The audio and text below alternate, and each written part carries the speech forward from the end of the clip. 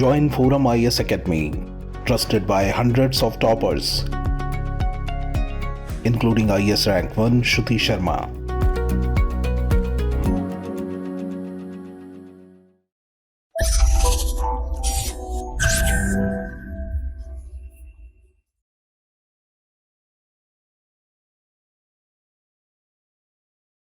Hello friends, a very good evening. This is Vijay. I welcome you all to the ForumIAS Hindu Daily. In our today's news discussion, we are going to discuss the 5 topics in the slide. The first one is related to the NSO. So the government, it sets up new panel to review all NSO data. So this is the first article we are going to discuss. Secondly, we are having an article related to the cloud security. In this article, we will be discussing about the basics of cloud security and cloud computation and the associated risk from the perspective of personal data storage. Thirdly, we are having an article related to the lightning. Lightning is not a natural disaster. It is a statement made by the union government. And fourthly and fifthly, we are having 2 articles. One is related to the 𝐂𝐡𝐚𝐬𝐿𝐴 Jiban, and lastly, we are having coral bleaching. So these 2 articles are highly significant from the perspective of prelims. Apart from these 5 articles, in the editorial section, Ukraine's counter-offensive is one article. Kindly go through that article one time. And in page number 11, we are having another one article related to the exercise nomadic elephant. So exercise nomadic elephant, it have been conducting by the Air Forces of India and the Mongolian government. Right? Apart from these informations, there is no other information for discussion. So that's what I hadn't left those 2 articles for discussion. Now with this note, let us move on to the discussion part. This is the first article, guys. Government sets up new panel to review all NSO data. So with respect to policy making, both the union government and the state governments, they are using the data wisely for targeting the beneficiaries and for carrying out the resource optimization. So these all steps we have known very well, right? And with respect to the data collection, we are having NSO, the National Statistical Office. It came into existence in the year of 2019 by combining the NSSO and the CSO, right? And apart from the NSO, we are having the Standing Committee on Economic Statistics, right? So what the purpose of Standing Committee on Economic Statistics? In the year of 2019, the government, it formulated the Standing Committee on Economic Statistics, and they are actually having an oversight on the data what the NSO is collecting from the ground, right? So we are having NSO, and the NSO, they will conduct some field level surveys and they will collect the data, and these data and all will be refined by the Standing Committee on Economic Statistics. Primarily, the Standing Committee on Economic Statistics, they have been refining the data on the basis of the economic indicators only. But the government, they came up with the new panel, the Standing Committee on Statistics. So from now onwards, the Standing Committee on Statistics, it will act as an internal oversight mechanism, right? So this is going to be acting as an internal oversight mechanism. And this committee, the Standing Committee on Statistics, apart from the economic indicators, they will also look into the technical matters of the subject what the NSO is providing. And here in the description, it is stated that Statistics Ministry said that the SCES, which was tasked with examining economic indicators only, and will now be replaced by Standing Committee on Statistics. It is going to be act as an internal oversight mechanism, as I already told you, which has a broader mandate to review the framework and results of all surveys conducted under the aegis of the National Statistical Office. So the Standing Committee on Statistics, it will consist of 10 official members and 4 non-official members. Moreover, it can have up to 16 members in composition, right? And with respect to the Standing Committee on Statistics, all the surveys, what the NSO is carrying out, and from now onwards, the Standing Committee on Statistics, it will provide valuable input to the government agencies with respect to the data what the NSO is collected, right? Previously, the Standing Committee on Economic Statistics, it had been providing the inputs only on the basis of economic indicators. But from now onwards, it will also include the technical aspects. So this is the article have been stating. And here is the National Statistical Office. right? So the National Statistical Office, it came into existence in the year of 2019, and the union government, it combined two organizations, two well-known organizations. One is National Sample Survey Office and another one is Central Statistical Office. So these two organizations, it clubbed together, and the National Statistical Office, it came into existence. So the government, it had taken this measure on the basis of the Rangarajan Commission, which was formed in the year of 2001. So on the basis of the Rangarajan Commission, right? On the basis of the Rangarajan Commission, the government, it formulated the National Statistical Office. And this National Statistical Office, it have been acting as a nodal agency under the Ministry of Statistics and Program Implementation. So the NSO, it have been providing valuable inputs to the government for the planned development, right? And it have been laying down several norms and standards in the field of statistics. So all the other wings who are working in the statistics domain, they will abide by the standards which have been provided by the National Statistical Office. Then the NSO, it also involving concepts and definitions, methodology of data collection, and the processing of data and dissemination of the results. So these all functions have been carrying out by the National Statistical Office. And here the functions of NSO have been provided. It compiles and releases the IIP, Index of Industrial Production. So with the help of Index of Industrial Production, we can came to know about the productivity of the industrial landscape in India, right? So every month the Index of Industrial Production have been released by the NSO. Then it have been conducting the annual survey of industries. Then it provides statistical information to access and evaluate the changes in the growth, composition, structure of the organized manufacturing sector. In India, we are having only 10% in the organized manufacturing sector, and their data related to the organized manufacturing sector and all have been provided by the NSO. And as I already told you, the National Statistical Office, it came into existence by the recommendation of Rangarajan Commission, which was formulated in the year of 2001, right? And the Statistical Office, they have been collecting the data, right? And the collected data will be refined by the Standing Committee on Statistics from now onwards, right? And above the National Statistical Office, we are having another one organization, which is the National Statistical Commission. So they will be providing certain protocols to the National Statistical Office. And according to the protocol, the data will be collected by the National Statistical Office, and the collected data will be refined by the Standing Committee on Statistics, right? And this organization, it came into existence in the year of 2005, and it was also formulated on the basis of the Rangarajan Commission of 2001. And this commission has a part-time chairperson and 4 part-time members and ex officio member, right? And the chairperson, he is having a designation equal to the Minister of State, and 4 part-time members who are functioning in the National Statistical Commission having a designation equal to the Secretary of the Governments. And here it had been given that the Chief Statistician of the India, the post created specifically as the Head of National Statistical Office, is the Secretary of the Commission. And he or she is also the Secretary to the Government of India in the Ministry of Statistics and Program Implementation.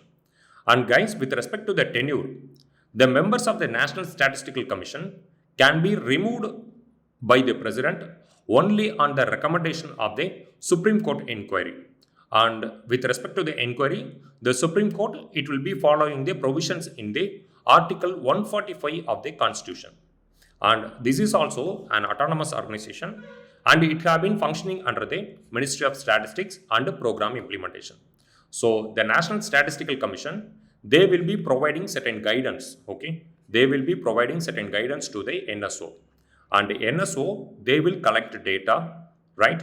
They will collect data from the perspective of household expenditure, then industrial expansion. So from these aspects, they will be conducting the field surveys and they will be collecting the data. And these collected data, it will be refined by the the Standing Committee on Statistics, and the refined data will be used by the government for policy making. Okay, so this is how the entire data collection system have been functioning in the Indian political landscape. Now with this note, let us move on to the next article.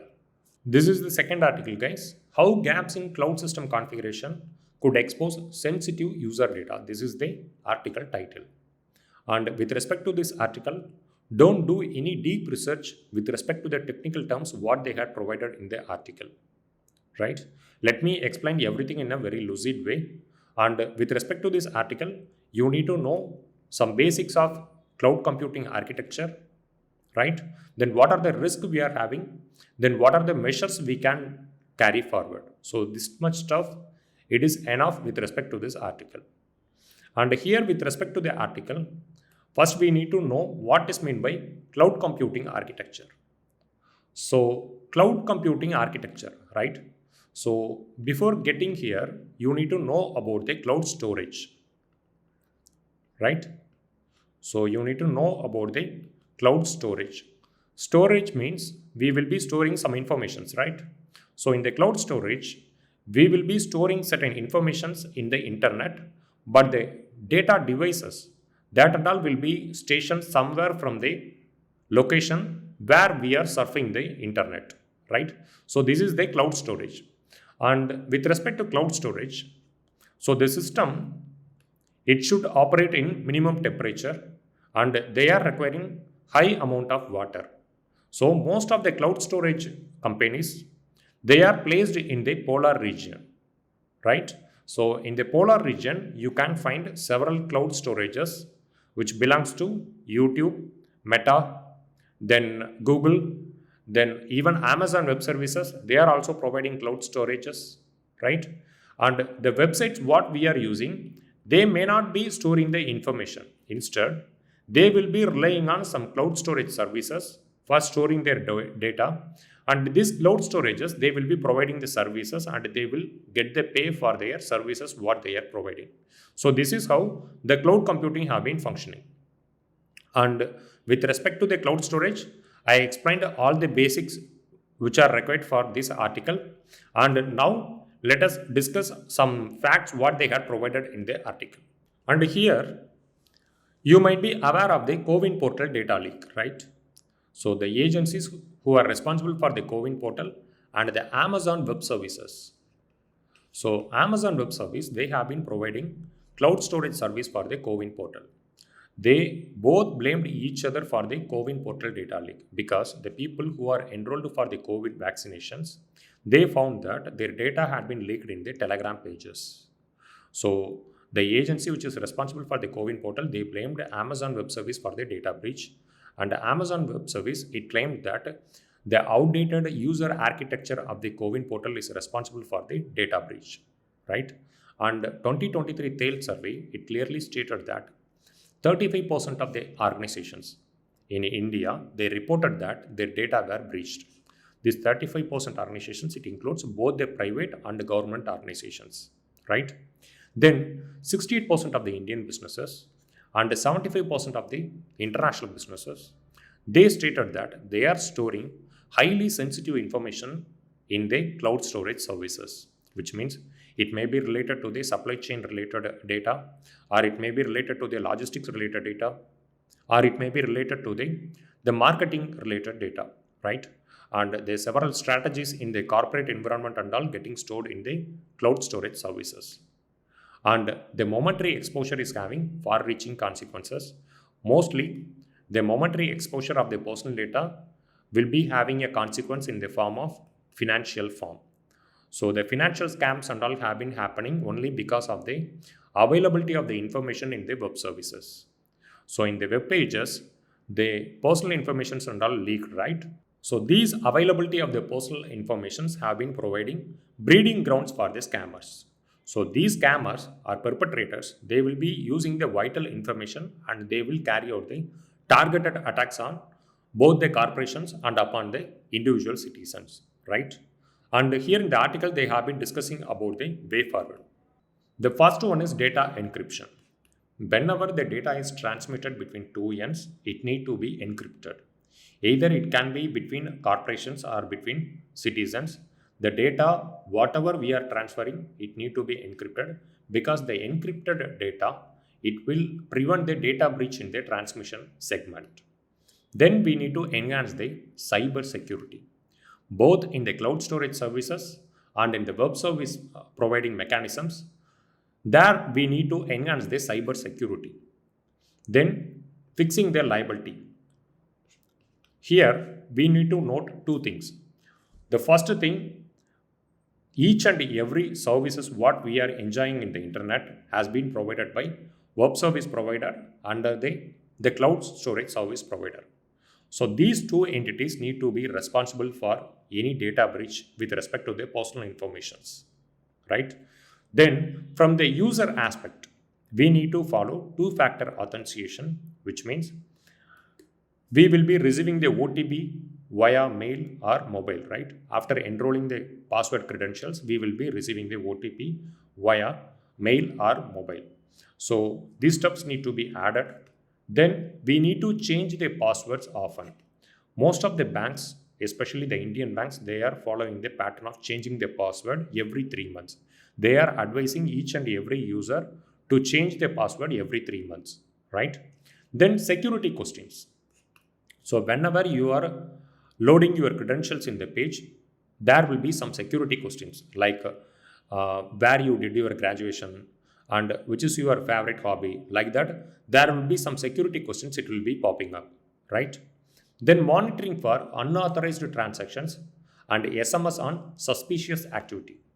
So we need to keenly watch the transactions what we are carrying out in the banking account, and we need to watch the SMS what we are receiving in the mobile and in the mail, because the perpetrators, they will be tailoring some fake informations and they will carry out the attacks through the messages.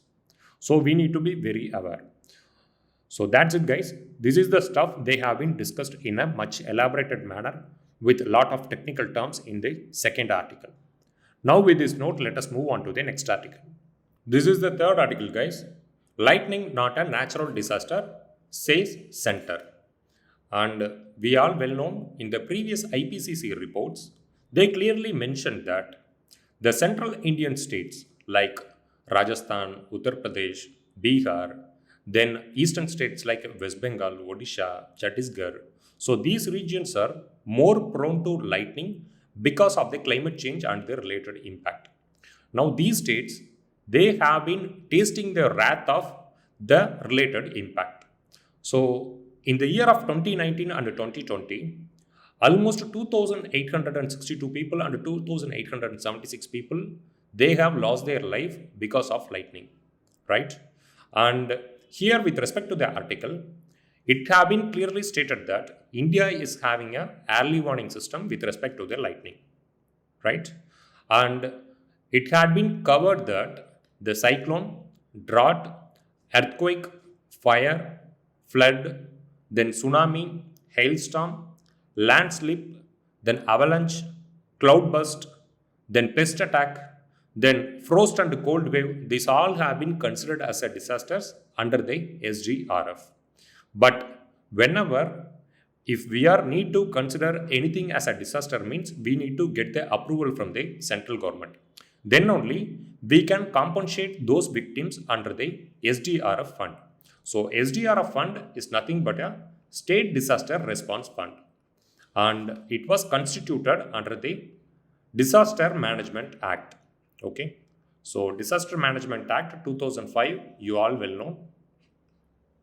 So under the Disaster Management Act, the SDRF have been constituted under the section 48 of the Disaster Management Act. Okay, so it has been operating under the oversight mechanism of the state governments. And with respect to the article, the West Bengal government and Bihar, these two states, they have been demanding that lightning need to be added as a natural disaster, because previously only 0.2% of the total deaths were caused by lightning with respect to the forces of nature.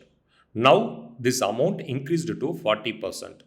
And states like Bihar and West Bengal, they are worst affected states. So that's what the governments of Bihar and West Bengal, they have been asking the union government to add lightning as a natural disaster. But the central government, it clearly stated that there is an early warning system for the lightning. And their respective state governments need to abide by the early warning system informations. So this is what it had been stated by the center. Therefore, it can't add lightning as a natural disaster. So the union government, they clearly mentioned that it won't add lightning as a natural disaster. Therefore, the victims who are asking for the compensation, they can't get the claim from the state government under the SDRF, right? So this is what the article have been explaining. Now, with respect to this article, we need to know what are the disasters have been shortlisted as a natural disaster in the SDRF. Then we need to know the fatality rate of lightning in the year of 2019 to 2023. So it had been clearly given here. Then we need to know the fundamentals of SDRF. So what is meant by SDRF, right? So you can take a factual data from this portion. Let me explain briefly about the SDRF. And SDRF, as I already told you, it was constituted under the Disaster Management Act, Section 48. So it is the primary fund available with the state governments for responses to the notified disasters to meet expenditure for providing immediate relief. Let's say, suppose there is a drought-like condition and the farmers are highly affected by the drought. Then in that circumstance, the state government, they can allocate the funding as a compensation to those victims under the SDRF.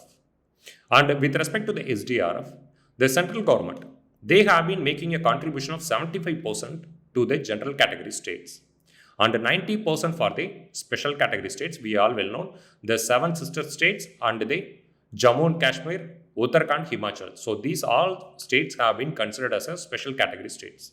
And they are getting 90% contribution to their SDRF from the union government. The rest of the states, they are getting 75% of the funding from the central government, right? So this is the factual data related to the SDRF. Then what are the disasters it had been covered under the SDRF?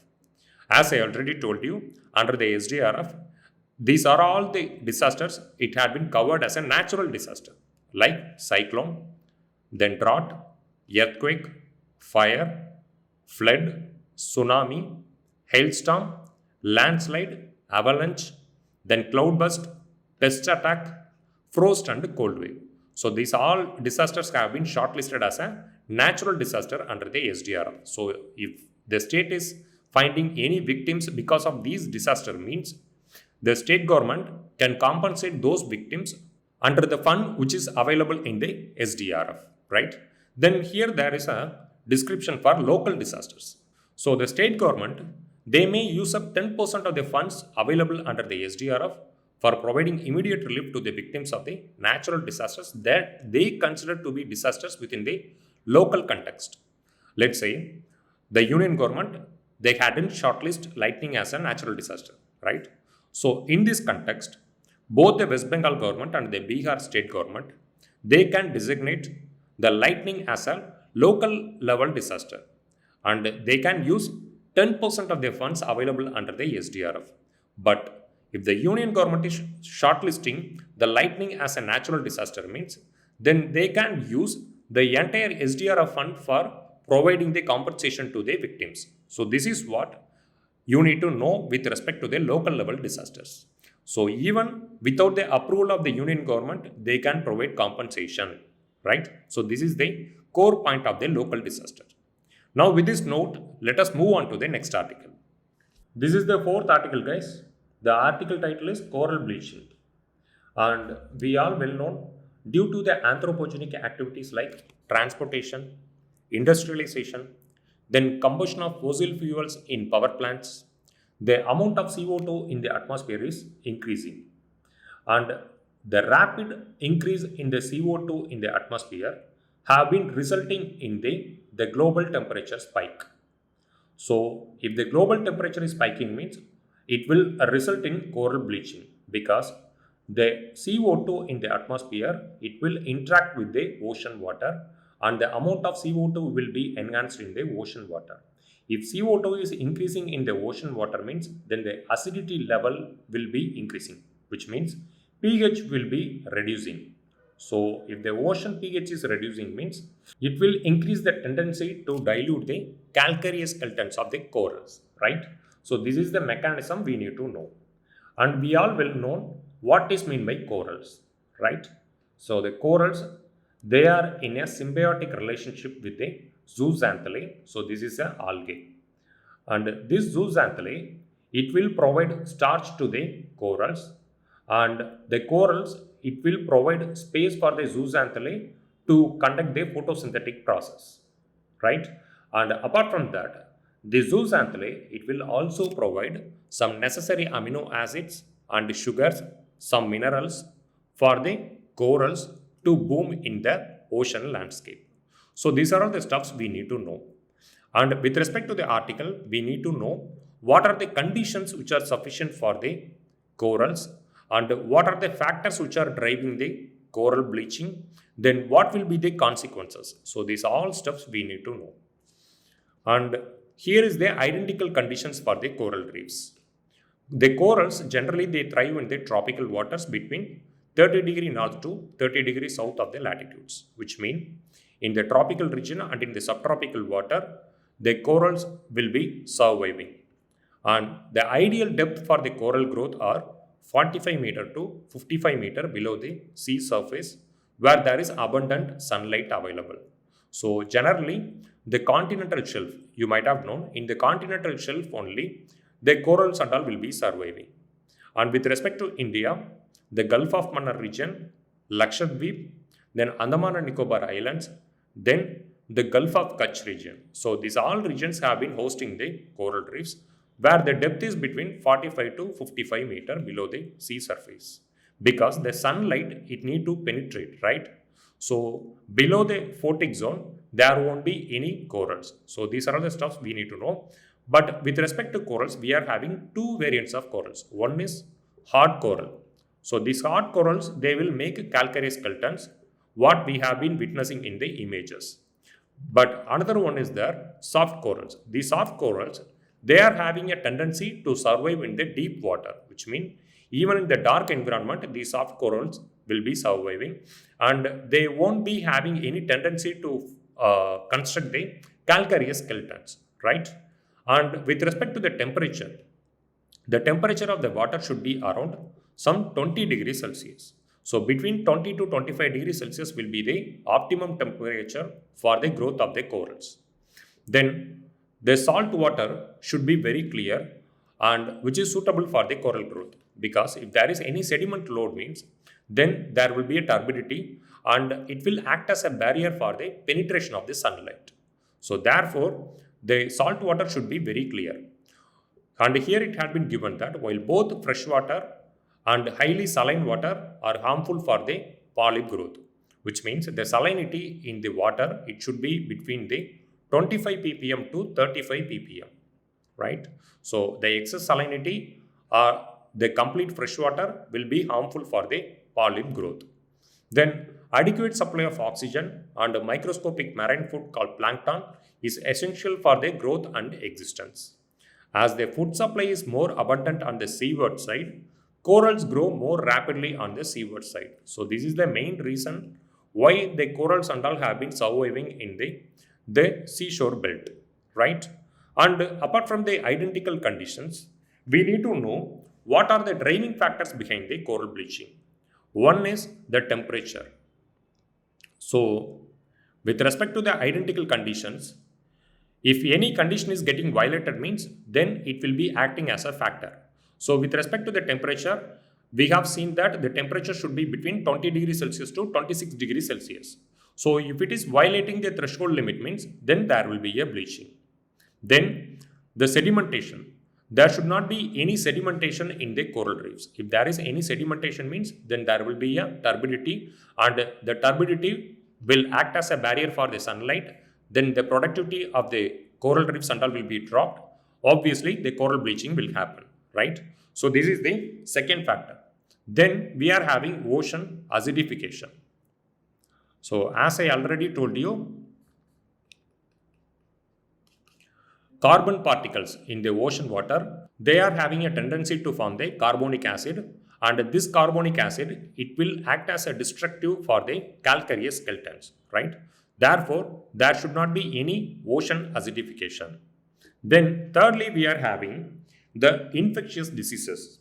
So like a bacteria like Vibrio cheloi, you might have known.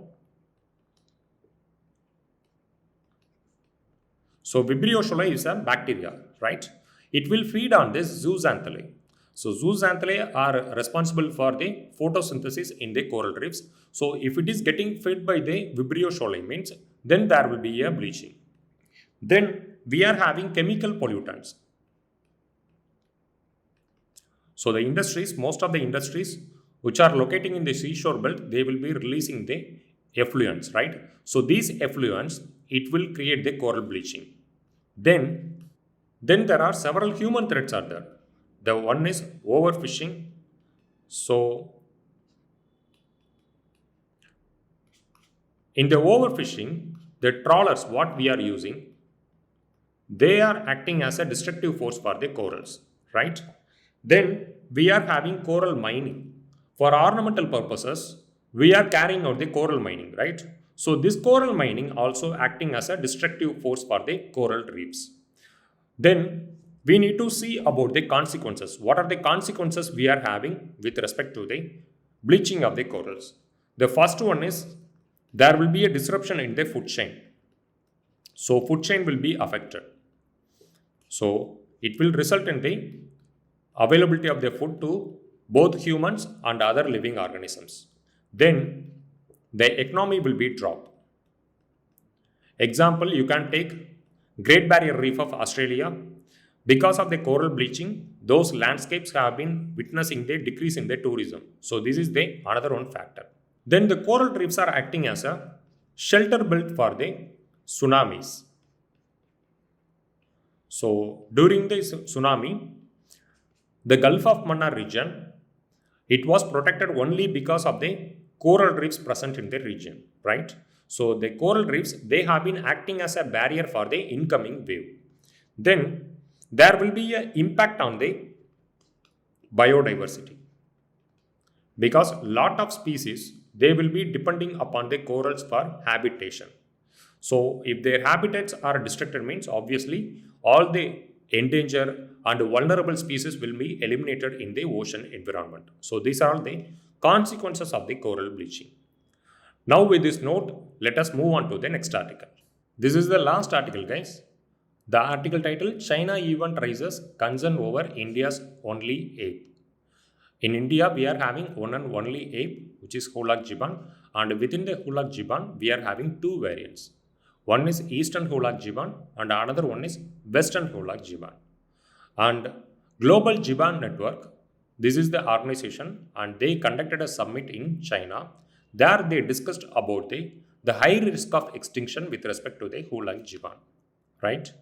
And with respect to this article, we need to know certain basic characteristics of the 𝐂𝐴𝐸𝐺 and the GGN, which means Global Jiban Network. And the 𝐂𝐴𝐸𝐺, the female of the 𝐂𝐴𝐸𝐺, generally they will be in the grayish brown as it has been showing in the image. But the male 𝐂𝐴𝐸𝐺, they will be in the black color, okay? And they are following a arboreal lifestyle pattern, which means most of the time they will be spending their lifetime in the trees only. And they are also following a monogamous way of relationship, which means the relationship pattern among the 𝐂𝐴𝐸𝐺 is as like what we are having among the human beings, one male and one female concept, right? And with respect to this article, let us have a brief about the 𝐂𝐴𝐸𝐺s. This is the Western 𝐂𝐴𝐸𝐺. They have been inhabiting all the states of Northeast, restricted between the south of Brahmaputra river and east of Dibang river. And outside India, it has been found in the eastern Bangladesh and northwest Myanmar. So this is the territorial landscape of the Western 𝐂𝐴𝐸𝐺. And according to the IUCN, they are categorized as a endangered species. So the Western Hoolak Jiban, it has been considered as an endangered under the IUCN. And with respect to the Eastern Hoolak Jiban, they have been inhabiting the specific pockets of Arunachal Pradesh and Assam alone in India. And apart from that, they are also living in the southern China, which means the region which are locating above the Tawang region. So the southern China and the northeastern Myanmar. So these are all the very specific regions outside the India. And according to the IUCN, the Eastern Hoolak Jiban, it has been shortlisted as a vulnerable species. So the Western Hoolak Jiban, it is an endangered species, and the Eastern Hoolak Jiban, it is considered as a vulnerable species. Now with this note, let us move on to the next slide. This is the Global Jiban Network, right? So the first summit of the GGN, it was happened in the year of 2020. Okay. So these are all the partner organizations under the GGN: Eco Foundation Global, then Hainan Institute of National Park, then the IUCN Species Survival Commission section on small apes, then the Zoological Society of London and other organizations jointly launched the Global Jiban Network in the year of 2020. And the Global GGN Network, they are actually maintaining the engagement with the government authorities and the protected area authorities and the private sector. In a broad case, we can say that the Global Jiban Network, it have been expanding the engagement between the IUCN section on small apes and between the government authorities. And the Global Jiban Network, it have been focusing on the implementation and action according to the 2030 agenda, which means we all well known about the SDG goals, right? So the GGN network, it have been aiding the organizations to attain the targets what we envision under the SDG, then Global Biodiversity Framework and other global agenda targets. So that is all about the Global Jiban Network. And with respect to this article, you need to know about some basic characteristic features of the Hoolak Jiban and what are the variants which are living in the Indian landscape. Like we are having Eastern Hoolak Jiban and Western Hoolak Jiban, right? Then you need to know about the IUCN category status of the Western Hoolak and the Eastern Hoolak. Then some basics about the Global Jiban Network, right? And it is not a organization which is functioning under any popular organizations of UN, like UNDP or UNEA, like that. It is not functioning under any organizations. It is a separate organizations, and it came into existence with the participation of the like-minded organizations like Eco Foundation Global, Hainan Institute of National Park, then IUCN Species Survival Commission section on small apes. So because of these organizations only, the Global Jiban Network, it came into existence. And they are actually working on to restore the Hoolak Jiban population in their traditional landscapes. And before getting into the question section, let me give you a brief recap on what we have seen in our today's discussion, right? So the first article, it is all about the NSO. The new panel have been formed to review the data of the NSO, the Standing Committee on Statistics. So where we have discussed about the Standing Committee on Statistics and the basic features of the National Statistical Office. Then we have seen about the National Statistical Commission. So these are all the stuffs we have covered in the first article. Then in the second article, we have seen about the cyber security, then cloud storage, then what are the risks associated with the cloud storage and the cloud computing and all. So these are all the stuffs we have seen in the second article, right? Then in the third article is all about the lightning. So under the lightning, we have discussed about the natural disasters, what the government had envisioned as a natural disasters. So what are the disasters which has been shortlisted as a natural disasters? Then the basic features of the SDRF and how the fund have been functioning.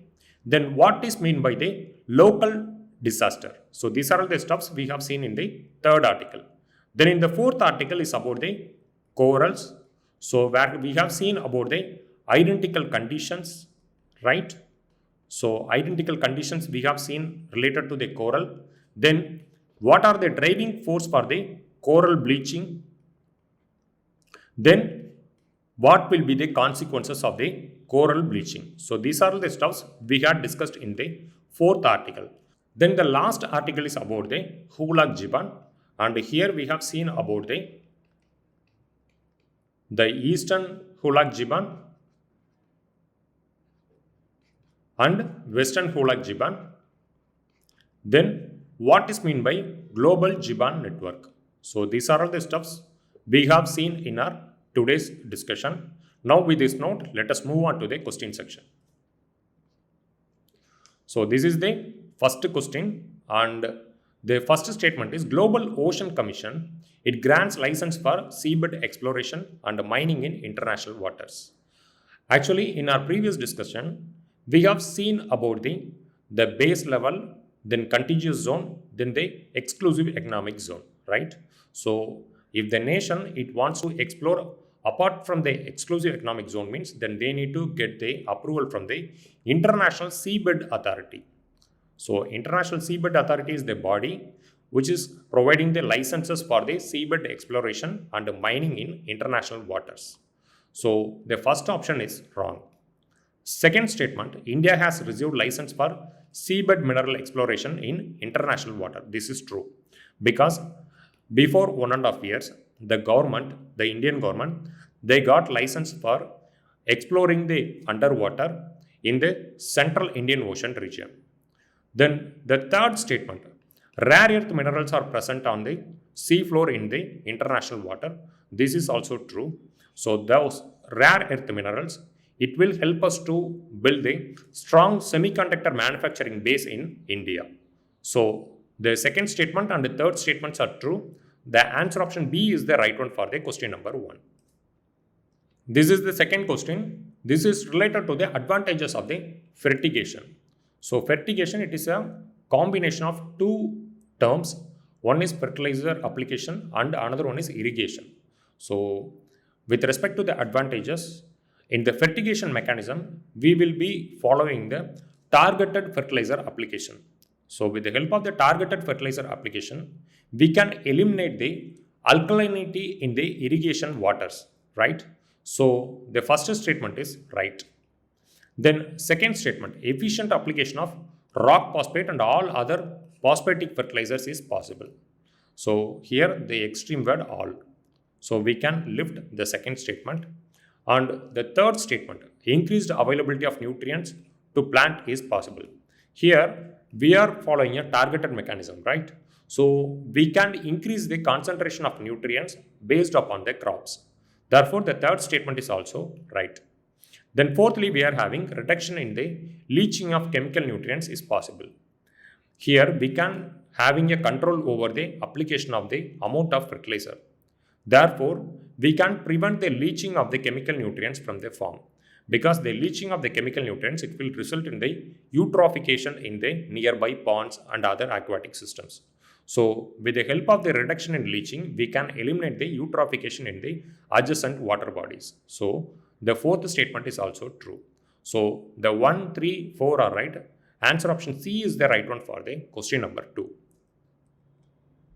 This is the last question, guys. Consider the following minerals. The first one is bentonite. Bentonite have been using as a lubricant in the petroleum rigs, right?